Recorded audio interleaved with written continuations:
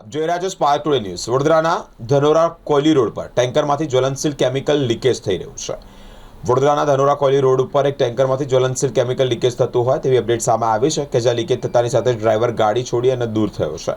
જ્વલનશીલ chemical ખુલ્લેઆમ ગટરમાં જઈ રહ્યું છે। આ ટેન્કર એમજે રોડ લાઇન્સનું જણાવ્યું છે। ટેન્કર ચાલકે જણાવ્યું છે કે ટેન્કર રણોલીથી એક કંપનીમાંથી ભરીને પાદરા લઈ જવાતું। ટેન્કરમાં ફાયર સેફ્ટી નામે ના કોઈ સાધનો નથી।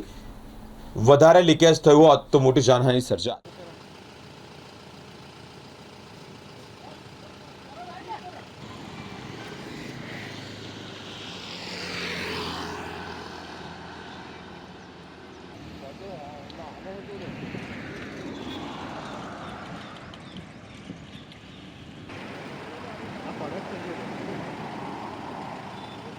रबर की प्लान देखी